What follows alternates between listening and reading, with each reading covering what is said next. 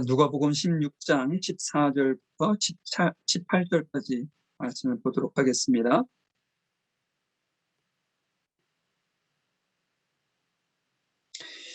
제가 읽어드리도록 하겠습니다.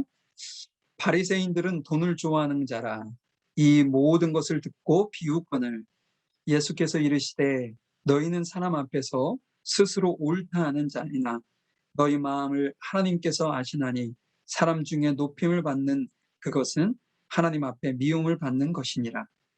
율법과 선지자는 요한의 때까지요 그 후부터는 하나님 나라의 복음이 전파되어 사람마다 그리로 진입하느니라. 그러나 율법의 한 획이 떨어짐보다 천지의 없어짐이 쉬우리라. 무릇 그 아내를 버리고 다른 데 장가드는 자도 가늠함이요 무릇 버리운 이에게 장가드는 자도 가늠함이니라. 아멘.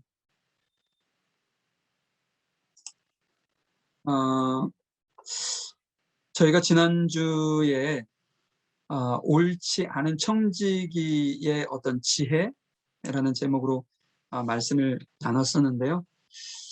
우리가 생각한 것과는 조금 어떤 다른 그 주인의 반응에 우리가 조금 한편으로는 당황했을 수도 있는데요.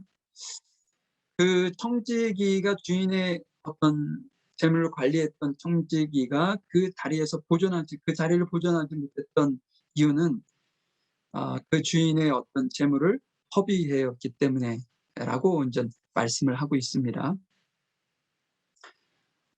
그 청지기에게 맡겨진 재물을 관리하는 어떤 청지기의 모습처럼 우리 그리스도인들도 하나님 앞에서는 다 그러한 청지기의 모습으로 우리에게 하나님께서 사명을 주셨다는 것이죠.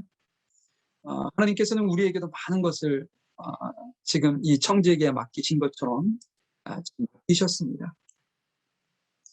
어떤 면으로는 재물도 있을 수도 있고요, 시간도 있을 수 있고, 직업도 그렇고요. 심지어는 우리가 하고 있는 그 사업 또한 하나님께서 우리에게 의탁하여 맡겼다는 사실인 것이죠. 우리가 이 어떤 그 하나님께서 내게 맡겼다라는 어떤 믿음을 갖게 되면 재물을 바라보는, 시간을 활용하는, 혹은 직장에서 일하는, 아니면 사업을 운영하는 그 모든 것에 어떤 자세가 달라진다는 것이죠. 하나님께서 기뻐하시는 방향으로 그것을 관리하고 운영하고 말이죠. 하나님께서는 분명히 우리에게도 그 허비했는지 허비하지 않았는지 우리에게 맡기신 그 달란트에 대해서 묻는 날이 이 청지기에게 있던 것처럼 올 것입니다. 또한 이 허비한 청지기가 그동안에 어떤 허비했었던 것과 이렇게 상반되는 허비하는 모습을 보였는데 그것을 주인이 보고 참치에 있다라고 했던 부분도 여러분들 기억하실 것입니다. 그 청지기는 자신이 청지기 자리에서 물러나면 목살 길이 막막하다는 사실을 알았기 때문에 그제서야 깨닫고 미래를 준비하는 모습을 보였던 것이죠. 그것을 주인은 청지기의 그 행위가 지혜로운 것이 아니라 그 처심이 참 지혜롭구나 라고 말씀을 하셨던 것이죠. 우리 그리스도인들은 모두 다 하나님의 나라를 사모하는 사람들입니다. 그래서 우리가 그 나라 백성이 되기 위해서 준비하는 지혜가 필요한 것이죠. 지금 현재 세상에서 사는 그것에 족하지 아니하고 지금 현재의 삶도 충실하게 저희들이 살아가야 되겠지만 여기에 머물러 있지 아니하고 장차 우리가 하나님의 나라에 들어가고 그곳에서 하나님의 백성으로 살아가야 할 그 모습을 준비하는 것이 너무나도 중요하다. 그런 지혜를 가져야 된다라는 말씀을 지난주에 말씀을 통해서 우리에게 하신 것으로 생각합니다. 자, 오늘은 예수님의 평가라는 어떤 기도의 제목으로 좀 말씀을 잠깐 나눠보려고 합니다. 여러분, 우리가 지금 살아가고 있는 이 시대를 한마디로 정리한다고 할까요? 표현한다고 하면 뭐라고 할 수 있을까요? 다양하게 표현할 수 있을 겁니다. 사람마다 생각하기 나름이니까요. 근데 제가 생각하기에 지금 현재 우리가 살아가고 있는 사회를 한마디로 정의한다면 평가의 시대가 아닌가라는 생각을 해보게 됐어요. 평가의 시대. 우리 모두는 평가의 대상인 동시에 평가의 주체가 되기도 하죠. 우리는 끊임없이 주변을 평가합니다. 요즘에는 이렇게 코로나로 인해서 더욱더 비대면으로 주문하기도 하고 그러는데요. 한국에 보면 본인이 이렇게 주문했던 그 식당에 별표로 별 4개 아니면 5개, 3개 아니면 1개 이런 식으로 평가하죠. 그 모든 것도 다 우리가 주관적인 평가를 하는 것이죠. 이렇게 끊임없이 주변을 우리는 평가하는 주체가 됩니다. 그 말은 무슨 얘기냐면 본인도 평가를 받는 대상이다라는 것을 반증하는 것이기도 하죠. 그렇다면 개인만 평가를 받느냐? 그건 아닙니다. 제가 예전에 학교 다녔을 때 보면 학교에서는 학생들만을 평가합니다. 그런데 제가 대학교 4학년 때쯤 되었을 때 어떤 일이 있었냐면 학기 말이 되면 학생들이 교수님을 평가하는 시간을 갖더라고요. 그것으로 뭐 인사고과를 이렇게 매기는 거겠죠. 얼마만큼 충실하게 학생들에게 교육을 하느냐, 교수들에 대한 어떤 평가인 것이죠. 뭐 회사도 마찬가지일 겁니다. 그렇다면 뭐 대학은 평가를 하기만 하는 곳이냐? 그건 또한 아닙니다. 여러분들 매년 그 영국에서 대학 그 평가 기관이죠.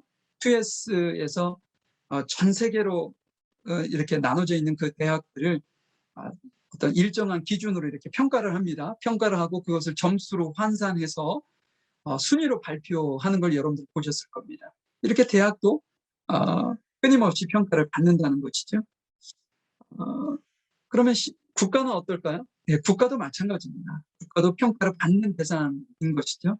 여러분들 무디스, 뭐 S&P, 뭐 혹은 뭐 피치 이것이 이제 대표적으로 국가 신용 등급 평가를 하는 기관인데요. 여러분들 많이 들어보셨을 겁니다. 이 기관들은요, 1년에 한 번씩 국가별로 뭐 트리플 A 아니면 뭐 더블 A 플러스라든지 뭐 이런 식으로 각 나라를 신용으로 이렇게 평가해서 보고서를 낸다는 것이죠. 여러분들 어른들 지금 부모 세대는 다 기억하고 계실 것입니다. 1997년으로 제가 기억하는데요. 김영삼 대통령 당시에 한국에 들어닥친 외환위기 여러분들 아실 겁니다. 국가가 신용평가사로부터 낮은 평가를 받았을 때 얼마나 심각한 결과를 가져오는지 우리 한국 사람들은 그 IMF 구제금융을 통해서 큰 교훈을 얻었을 것이라는 거죠. 이처럼 우리가 평가하는 주체이기도 하지만 끊임없이 우리는 평가를 받는 대상이라는 것이죠. 근데 그 평가를 어떻게 받느냐에 따라서 그건 아주 중요한 심각한 문제를 야기할 수도 있는 중요한 사실이라는 겁니다. 오늘 본문에서는 예수님께서 우리를 평가하고 계신다는 것을 의도적으로 뭐 내가 너를 이렇게 평가할게 라고 말씀은 하시지 않지만 예수님께서 우리 각 사람을 평가하고 계시는구나 라는 사실을 우리가 깨닫게 되는 본문인데요. 특별히 오늘 말씀에서는 예수님께서 바리새인들을 평가하는 모습을 우리에게 보여주십니다. 우리 바리새인들의 모습을 통해서 우리 자신을 좀 비춰보는 시간이 되었으면 좋겠는데요. 한번 우리 14절 말씀부터 차근차근히 한 절씩 읽어가면서 오늘 말씀을 좀 살펴보도록 하겠습니다. 14절의 말씀을 보도록 하겠습니다. 바리새인들은 돈을 좋아하는 자라 이 모든 것을 듣고 비웃거늘. 여기에서 바리새인들이 모든 것을 듣고 비웃었다라는 표현이 있어요. 여기서 그럼 모든 것의 내용은 무엇일까요? 우리가 15장부터 지난주까지 살펴보았던 그 비유의 말씀의 내용입니다. 여러분들도 기억하시겠지만 잃어버린 양의 비유, 또 뭐 잃은 드라크마의 비유, 두 탕자의 비유, 불의한 청지기에 대한 비유, 이 4가지의 비유를 이 바리새인들이 듣고 지금 비웃는다. 뭐 다른 말로 하면 뭐 콧방귀를 낀 것이죠. 그러면 왜 그들이 비웃었을까요? 그것은 이 4가지 비유의 말씀이 자신들에 대한 어떤 예수님의 부정적인 평가로 그들이 들었다는 것이지요. 그들은 인정하고 싶지 않았을 거예요. 그래서 예수님의 그 평가를 평가절하하고자 하는 의도로 그냥 비웃었던 것이죠. 의도적으로 비웃었던 것이죠. 그렇다면 오늘 예수님께서 그들을 어떻게 평가하셨기에 그들은 그렇게 비웃음으로 그를 의도적으로 이렇게 인정하지 않으려고 했었는지 한번 오늘 말씀을 통해서 한번 살펴보도록 하겠습니다. 14절 앞부분을 보니까 바리새인들은 돈을 좋아하는 자라는 평가를 하셨어요. 예수님께서 그들은 돈을 좋아하는 사람들이다라는 평가를 하셨다는 것이죠. 그런데 여러분, 돈을 싫어하는 사람이 있을까요? 없을 겁니다. 저도 돈을 참 좋아합니다. 그렇다면 여기서 돈을 좋아하고 돈을 싫어하고 이런 평가의 모습으로 그 바리새인을 평가한 것은 아닌 것으로 보여집니다.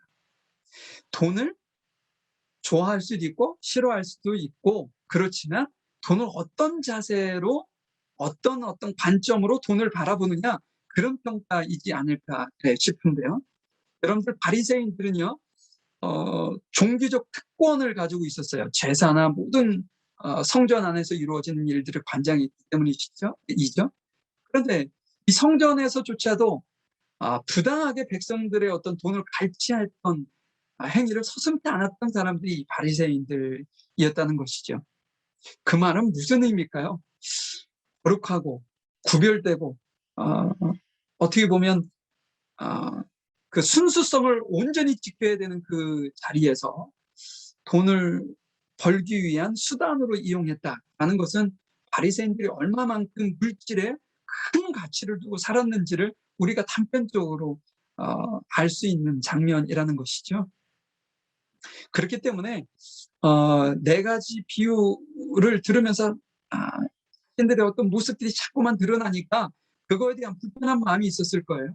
그런데 지난주에 봤던 말씀의 맨 마지막 절 13절에 보면 하나님과 재물을 겸하여 섬길 수 없다라고 하셨던 그 예수님의 말씀을 들을 때 그들은 정말 매우 불편했을 거예요.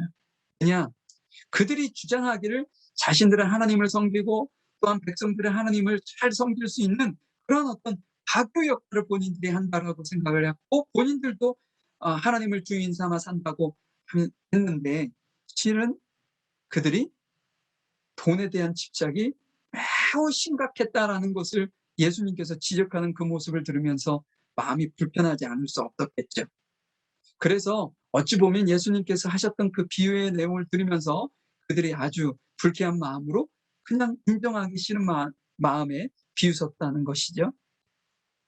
오늘 제가 디모데전서 6장 10절의 말씀을 좀 한번 여러분들하고 나눠보려고 하는데요.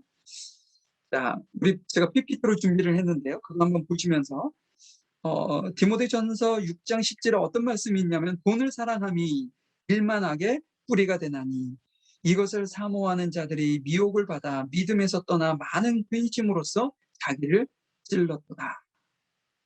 여기 보니까 그 돈을 사랑함이 일만하게 뿌리다라는 표현을 하고 있어요.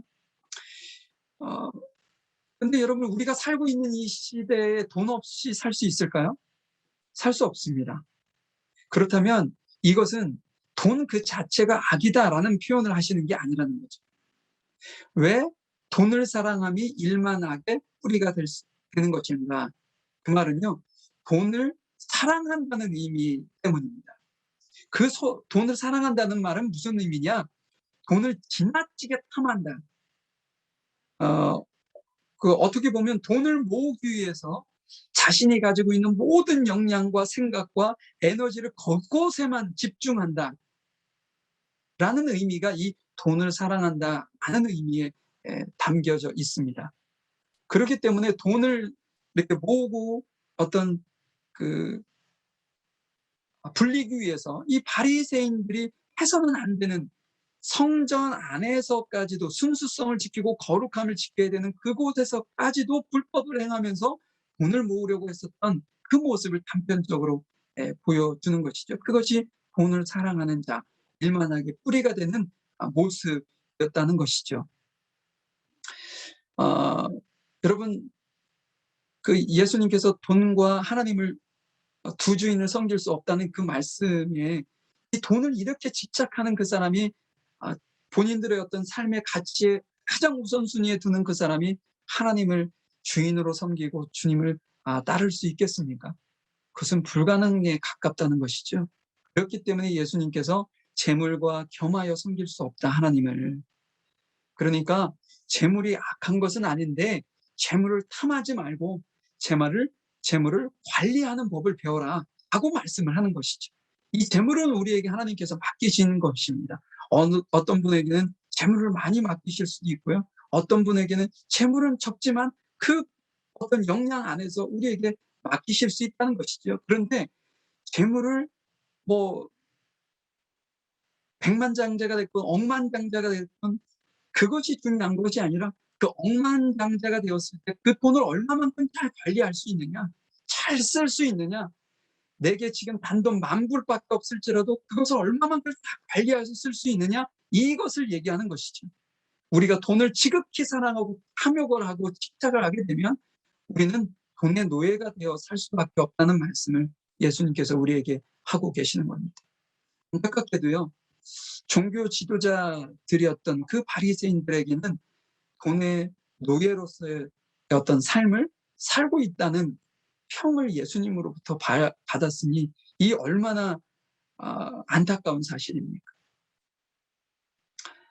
예수님께서 첫 번째 그들의 어떤 평가는 돈을 사랑하는 자, 집착하는 자, 돈의 노예가 된 자라는 어떤 평가를 하셨어요. 그러면 두 번째 평가를 한번 볼까요? 우리 15절의 말씀을 보도록 하겠습니다. 예수께서 이르시되 너희는 사람 앞에서 스스로 옳다 하는 자니라. 너희 마음을 하나님께서 아시나니 사람 중에 높임을 받는 그것은 하나님 앞에서 미움을 받는 것이니라. 두 번째 평가는 어떤 평가였냐면 사람들 앞에서 스스로 의롭다 하는 사람들이라는 평가를 예수님께서 하셨어요. 다른 사람들의 입에서 자연스럽게 그의 어떤 모습이나 삶을 보고 어떤 평가를 저 사람이 참 의로운 사람들이야, 저 공동체는 의로운 공동체야 라는 어떤 평가가 아니라 스스로 자신을 평가할 때 스스로 의로운 척, 의롭다 이렇게 평가를 했다는 것이죠.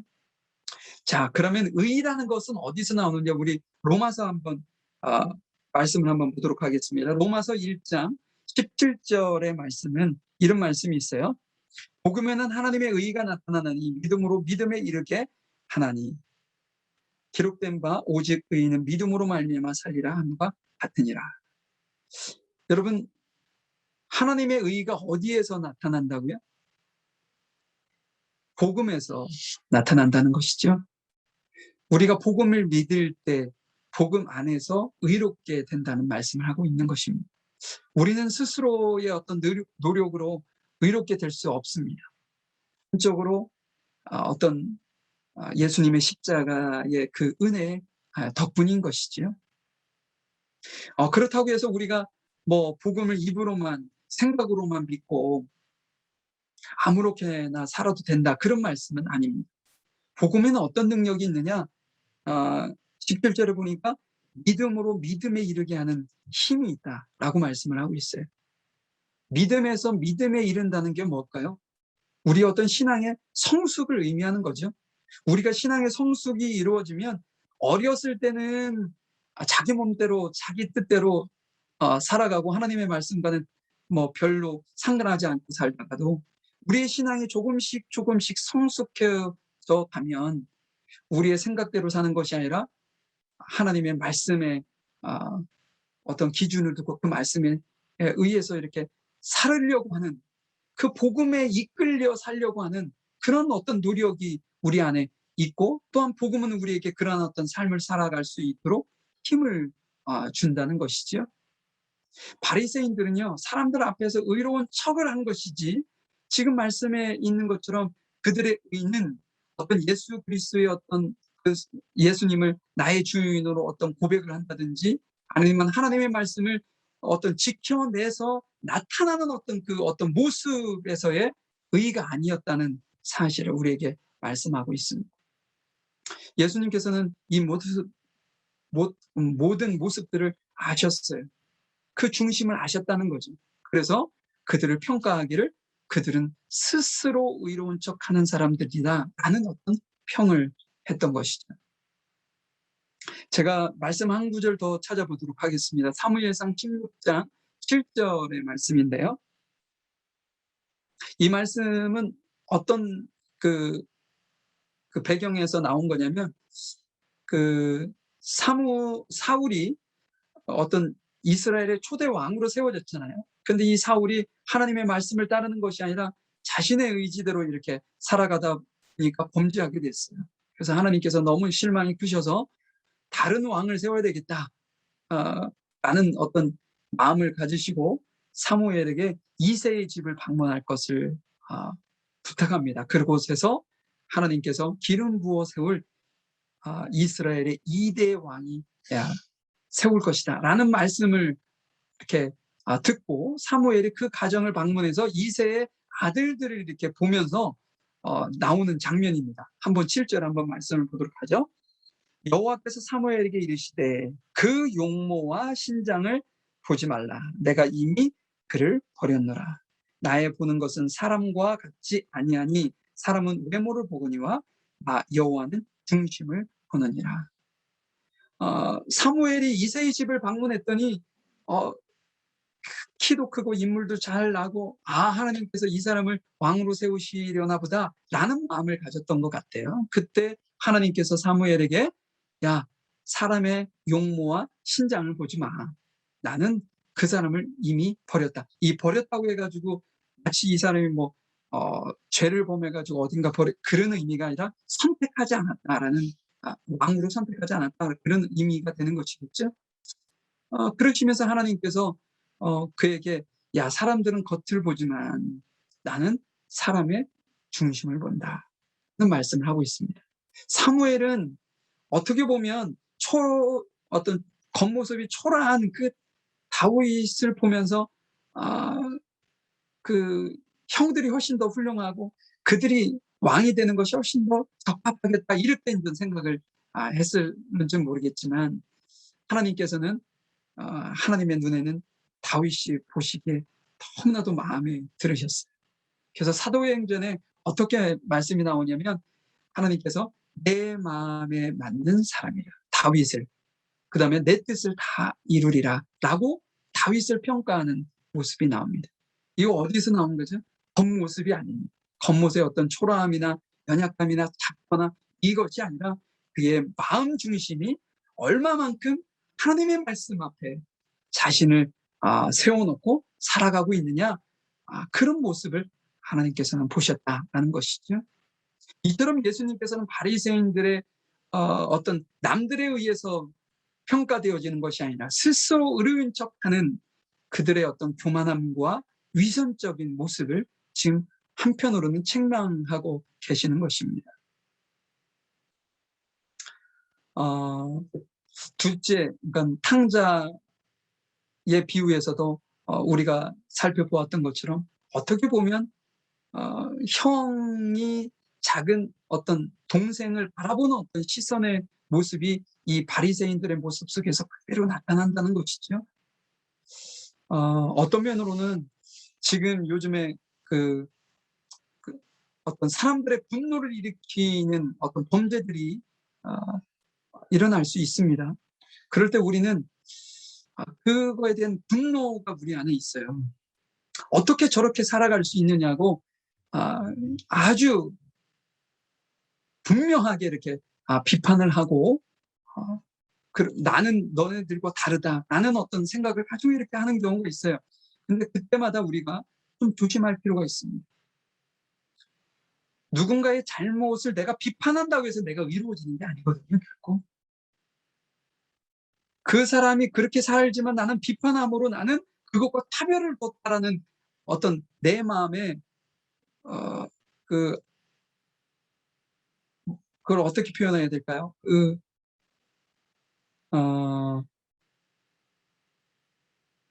스스로 아니라고 할까요? 스스로 자신을 나는 저 사람이 행하는 것처럼 그렇게 살지 않아 라고 자신 스스로 이렇게 자신을 평가하는 것이죠. 그것이 어떻게 보면 지금 바리새인들이 가지고 있는 그 위선의 모습일 수도 있습니다. 나는 너네들이 사는 것처럼 그렇게 살지 않아 하는 모습이죠. 여러분, 이 어떤 그 예수님께서 바리새인들의 그 어떤 교만함과 그 위선을 어떤 책망하시는 이 말씀을 너무 우리가 쉽게 보지 않으셨으면 좋겠어요. 나는 바리새인들과 틀려라는 그런 마음조차도요, 누군가의 어떤 실수를 그냥 넘기지 못하고 용서하지 못하고 이렇게 나와는 다른 어떤 모습의 사람으로 치부하고 정죄하는 모습은요, 우리가 바리새인들과 결코 다름이 없음을 우리에게 보여주는 말씀이라는 것이죠. 이러한 어떤 바리새인들이 가지고 있었던 교만함과 그 위선의 모습을 예수님께서 오늘 본문에서 우리에게 단적으로 많은 것이 있지만 그중에 하나의 일부를 샘플로 우리에게 말씀하고 있습니다. 16절 17절을 잠시 결론해서 보도록 하고요, 18절의 말씀을 한번 보도록 하겠습니다. 무릇 그 아내를 버리고 다른 데 장가드는 자도 간음함이요 무릇 버리운 이에게 장가드는 자도 간음함이니라. 여러분, 이게 어떤 의미를 담고 있는 거냐면요, 바리새인들은 여러분 기본적으로 하나님의 율법을 어떤 다루는 사람들입니다. 그래서 하나님의 율법을 준수한다고 하면서 그 율법에서 말하는 성경적인 결혼 생활을 하지 않았어요. 실천하지 않았어요. 또한 성경을 해석하고 백성들에게 가르치고 실천하도록 요구하는 권리가 그들에게 있다고, 자신들에게 있다라고 생각하는 그 사람들이 정작 성경적인 규례, 결혼에 대한 규례를 가르치지 않고 성경적이지 않은 규례를 강요했다는 것이죠. 어떤 거냐? 한 예를 든다면 오늘 이혼과 재혼에 대한 규례를 말씀하고 있는데요. 성경에는 이혼에 관련된 그 말씀들이 신명기에 자세하게 기록이 되어 있습니다. 거기에서 하나님께서 그 법을 주신 이유가 있어요. 그러니까 하나님께서 이혼의 법을 준 것은 함부로 이혼해서는 안 된다. 그리고 남자들의 중심 사회였잖아요. 그러니까 그러한 사회에서 남자들이 잘못된 전행을 막고 또한 연약하고 보호받아야 되는 여인들을 보호하려고 하기 위한 어떤 법을 주신 거예요. 그 당시에는 이방인들은 그냥 말로 구두로 통보해서 이혼을 했었다고 그래요. 그 당시에는.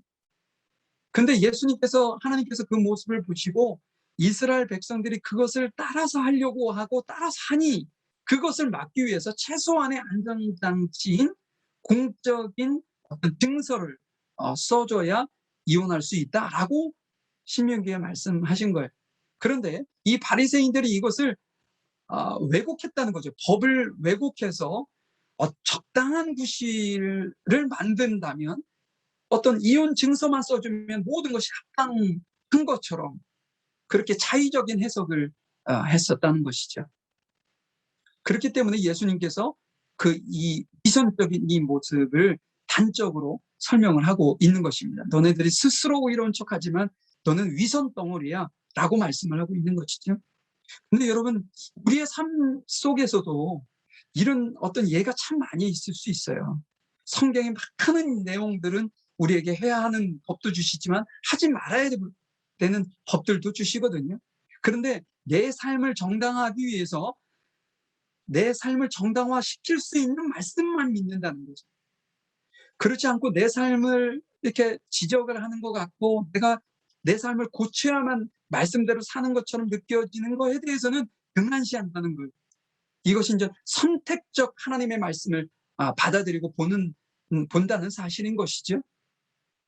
이것이 어떻게 보면 지금 바리새인들이 가지고 있었던 위선적인 모습입니다. 자, 한번 제가 오늘 말씀을 좀 결론을 한번 맺어보려고 합니다.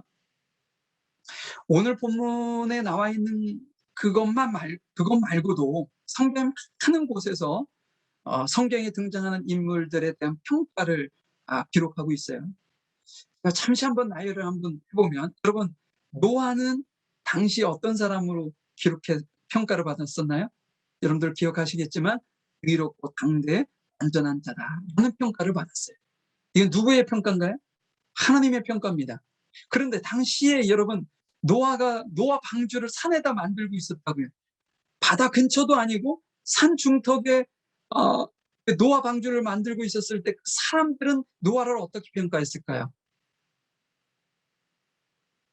미쳤다고 평가하지 않았겠습니까? 하나님께서 평가한 것과 사람들이 평가한 것은 너무나도 사뭇 다른 평가를 했었을 거예요. 여러분들 아브라함도 마찬가지입니다. 하나님께서 시편에 보니까 나의 벗 아브라함이라는 평가를 했어요. 하나님께서 인간을 벗이라는 평가를 했으니 이 얼마나 대단한 평가입니까? 모세는 하나님께서 어떻게 평가하시냐면 가장 위대한 선지자로 평가하셨어요. 여러분들 이스라엘은 그 사울, 다윗, 솔로몬까지는 하나의 어떤 국가를 형성했지만 그 이후에 두 국가가 됐죠. 북이스라엘과 남유다. 거기에는 많은 왕들이 있었습니다. 근데 하나님께서는 왕 한 사람 한 사람 빼놓지 않고 평가하셨어요. 누구는 선하다, 누구는 악하다 말이죠. 그런데 이 북이스라엘의 6번째 왕이 오므리 왕이라는 사람이 있었어요. 근데 이 오므리 왕은요, 북이스라엘에서는 마치 다윗과 같이 평가를 받는 위대한 왕으로 평가를 받던 사람입니다. 왜냐하면 북이스라엘을 가장 강성하게 만들었던 왕이기 때문인 것이죠. 그런데 하나님은 그를 어떻게 평가하셨을까요? 악한 왕으로 평가하셨습니다. 이처럼 사람이 평가하는 것과 사람이 평가하는 것이 무척 다를 수 있다는 것이죠. 마태복음 8장에 보면 이방인 백부장의 하인이 이렇게 병이 들어가서 죽게 되는 장면이 나옵니다. 그때 백부장이 자신의 가정으로 방문하려고 하는 그 예수님에게 그러지 마시고 자기도 밑에 수하가 있는데 내가 가라면 가고 오라면 옵니다. 예수님 저희 집을 방문하는 것을 제가 감당 못하겠습니다. 그만해 주십시오. 그러면 그 말씀이 능력이 되어 나타날 것입니다. 라는 어떤 고백을 해요. 그때 예수님께서 뭐라고 그를 평가하시냐면 이스라엘 중에 아무에게서도 이만한 믿음을 보지 못하였다. 하는 평가를 하게 된다는 것이죠. 제가 의도적으로 성경의 많은 부분에 대해서 등장하는 인물들에 대한 평가를 여러분들에게 좀 말씀을 드렸어요. 그리고 의도적으로 사람의 평가와 하나님의 평가가 일치하지 않는 평가일 가능성이 높다. 또 일치할 수도 있다. 일치할 수도 있지만 그러지 않을 수도 있다. 라는 것을 의도적으로 여러분들에게 말씀을 드렸어요.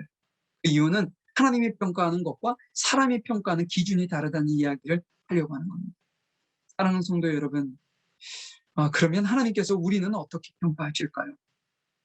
우리를 어떤 사람으로 우리가 이 세상을 에서의 삶을 마무리하고 나섰을 때 자손들에게 우리가 어떻게 평가를 받을 수 있을까? 사람에게 평가를 받을 수 있는 것도 있지만 하나님께도 평가를 받을 수 있는 것이 있겠죠. 하나님의 평가 기준은 뭔가 그러면 그것을 저는 16절 17절에서 발견하게 됐어요. 오늘 본문 16절 17절의 말씀을 한번 보도록 하시죠. 율법과 선지자는 요한의 때까지요. 그 후로부터는 하나님의 나라의 복음이 전파되어 사람마다 귀로 진입하느니라. 여러분 그 바리새인들은요, 이 율법과 선지자, 그러니까 지금까지 내려왔던 구두로 내려왔던 전통이나 그 모든 것을 너무나도 귀중하게 생각하고 그것을 지키기 위해서 노력했던 사람들입니다. 근데 예수님께서 그것은 세례 요한의 때까지만이다. 그 후부터는 무엇이 그것을 대처하느냐? 하나님의 나라의 복음이다. 라는 말씀을 하고 있어요. 그렇다고 해서 그것이 끝이 아니에요. 17절에 보니까 율법의 한 획이라도 떨어짐이 천지가 없어지는 것보다 쉬우리라는 말씀을 하고 있어요. 그러니까는 천지가 없어지는 것이 더 쉽지 하나님의 말씀 한 획, 한 글자도 없어지는 것이 절대로 쉽지 않다. 온전히 보존될 것이다. 라는 말씀을 하고 있는 거죠. 예수님께서 이 땅에 오셔서 복음을 전했을 때 그 복음은요, 율법의 완성을 위해서 예수님께서 이 땅에 오셨고 복음을 전파하셨다는 사실을 우리에게 상기시켜 주셨습니다. 그 말씀은 뭐냐? 우리를 평가하는 기준이요, 하나님의 나라의 복음이라는 겁니다. 다시 말해서 여러분, 하나님의 나라는 어떤 나라인가요? 하나님께서 주인이신 나라가 하나님의 나라죠. 하나님께서 왕이신 나라가 하나님의 나라죠. 하나님의 통치에 순종하는 백성들이 있는 나라가 하나님의 나라이죠. 율법의 완성이 되는 나라가 하나님의 나라입니다. 그렇다면 이것을 거꾸로 뒤집어 봐서 우리가 하나님의 나라의 어떤 복음을 가지고 산다면, 우리가 하나님을 왕으로 모신 백성의 삶을 우리가 살아간다면, 우리가 하나님을 주인으로 모시고 사는 그런 어떤 삶을 살아간다면, 우리는 하나님으로부터, 예수님으로부터 평가가 후할 것입니다. 바리새인들이 빠졌던 어떤 돈을 사랑하고 스스로 의롭다 생각되어지는 그런 위선의 늪에서 빠지지 않을 수 있다는 것이죠. 무엇을 붙들어야 해요? 하나님의 나라에 대한 어떤 삶, 하나님의 나라에 대한 그 복음을 우리가 붙들 때 그런 어떤 위선으로 빠지지 않을 수 있다는 말씀을 하고 있는 것입니다. 사랑하는 성도 여러분, 우리가 또한 한 주가 우리에게 시작되어집니다. 하나님께서 나를 어떻게 평가하실지, 어떻게 평가하실까 하는 것을 여러분들이 고민하시면서 한순간 한순간 여러분들이 말을 뱉는 그 순간 여러분들이 그것을 의도적으로 좀 의식하시고 살아가실 수 있기를 바랍니다. 그래서 내가 어떤 하나님께서 나를 평가하실 그것을 의식하며 승리하는, 그래서 죄에 빠지지 않고 이게 바리새인들이 가졌던 것처럼 어떤 위선의 늪에 빠지거나 붙잡지 말아야 될 것을 붙잡고 그것에 너무 많은 에너지를 쏟거나 이런 어떤 잘못된 길에서 우리가 승리하실 수 있는 여러분 모두가 되시기를 주님의 이름으로 간절히 축복하고 소망해 봅니다. 잠시 기도하겠습니다. 사랑과 은혜가 풍성하신 아버지 하나님, 하나님께서 바리새인들을 평가하셨던 것처럼 성경에 나타난 모든 인물들을 하나하나 평가하셨던 것처럼 지금 이 시대를 살아가고 있는 우리 또한 하나님께서 평가하실 텐데, 하나님, 저희들이 하나님께서 나를 어떻게 평가하실지라는 것은 전혀 관심 없지, 사람들이 나를 어떻게 평가할까, 혹은 내가 지금 사는 이 세상에서 얼마만큼 더 윤택한 삶을 살아갈까, 살 수 있을까라는 것에만 우리가 집중하여 우리의 에너지와 우리의 모든 것을 그곳에만 쏟는 그런 어리석음을 범치 않도록 주님 도와주시옵소서. 어떻게 보면 그것에 그렇게 많은 에너지를 쏟는다는 것은 예수님께서 이 세상의 아들들보다 빛의 아들들이 더 지혜롭지 못하다라는 어떤 권명과 어떤 책망의 말씀이 곧 우리에게 하시는 말씀이라는 사실을 저희들이 잊지 아니하고 승리하는 복된 삶을 살아갈 수 있도록 도와주시옵소서. 말 한마디를 하더라도, 행동 하나를 하더라도 부모가 자녀에게, 자녀가 부모에게 대하고, 내가 이웃을 대하든, 내가 일하는 직장에서 오너를 대하든, 오너가 직장에서 직원들을 대하든 항상 하나님께서 나의 이 모든 행동과 말을 평가하실 텐데, 하나님께서 나를 어떻게 평가하실까라는 것을 늘 의식하며 하나님을 기쁘시게 하기 위해서 하나님 나라의 복음을 붙들고 사는 우리 모두가 되어질 수 있도록 주님께서 은혜를 베풀어 주시고 함께해 주시옵소서.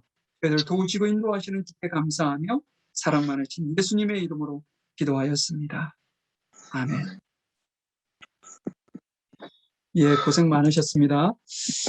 다음 주에는 우리 김남기 권사님 기도 인도해 주시면 감사하겠습니다. 지금 생각하기로 다다음 주가 추수감사절 예배인데요. 추수감사절 예배를 온라인으로 드려야 될 것 같습니다. 예, 그래서 저희가 감사절기에 매년마다 돌아오는 루틴에 따라서 지키는 그날로 생각하지 마시고요. 우리가 온라인 상에서 예배를 드리지만 그날을 하나님께서 기뻐하시는 감사절기 예배로 드릴 수 있도록 위해서 함께 기도해 주시고 준비해 주시면 감사하겠습니다. 혹시 다른 뭐 광고 없으시죠? 다음 주 화요일인가요? 그때부터 스테이지 2로 저희가 조금 더 완화가 됐습니다. 예. 항상 그 국가에서 준하는 어떤 법을 꼭 지키시도록 노력해 주시고요. 그래야 하루속히 우리가 일상으로 돌아갈 수 있습니다. 꼭 기억해 주시고 하셨으면 좋겠습니다. 다른 광고 없으시면 제가 예물과 또 기도를 하고 예배를 마치도록 하겠습니다. 기도하시겠습니다. 사랑과 은혜가 풍성하신 하나님 감사합니다. 오늘 대면하여 예배하지는 못했지만 각자의 가정에서 예배의 자리로 나온 우리 귀한 성도들 한 사람 한 사람을 축복해 주시고 그들의 삶을 주님께서 놀라운 은혜로 이끌어가 주시기를 간절히 소망합니다. 주님 앞에 예배하면서 거저 드리지 아니하고 마음과 생각과 뜻과 정성을 모아 주님 앞에 드린 우리 귀한 성도들 한 사람 한 사람의 귀한 정성을 주님께서 보시고 주님께서 크신 은혜를 베풀어 주시기를 간절히 소망합니다.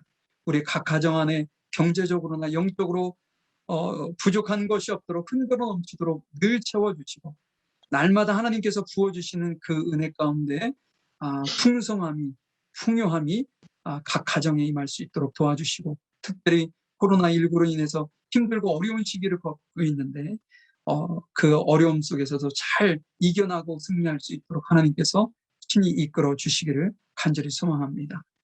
우리 귀한 예물이 사용되어지는 곳곳마다 놀라운 은혜가 있게 하시고 복음의 확장과 하나님의 나라와 의가 확장되는 일에 귀하게 사용되어질 수 있도록 주님 도와주시고 이 예물이 하나님의 선하신 뜻 안에서 30배, 60배, 100배의 열매를 할 수 있는 귀한 은혜가 임할 수 있도록 도와주시고 함께해 주시옵소서. 지금은 우리 주 예수 그리스도의 크신 은혜와 아버지 하나님의 무한하신 사랑하심, 성령님의 인도하시고 내주하시고 교통하심, 하나님께서 나를 어떻게 평가하실까 라는 자세로 하나님의 나라의 복음의 가치를 붙들고 살아가기를 원하는 우리 귀한 성도들 머리 위에와 이들의 가정과 사업장 일터 위에 학업 위에 지금부터 영원히 함께 하시기를 간절히 축원하옵나이다. 아멘.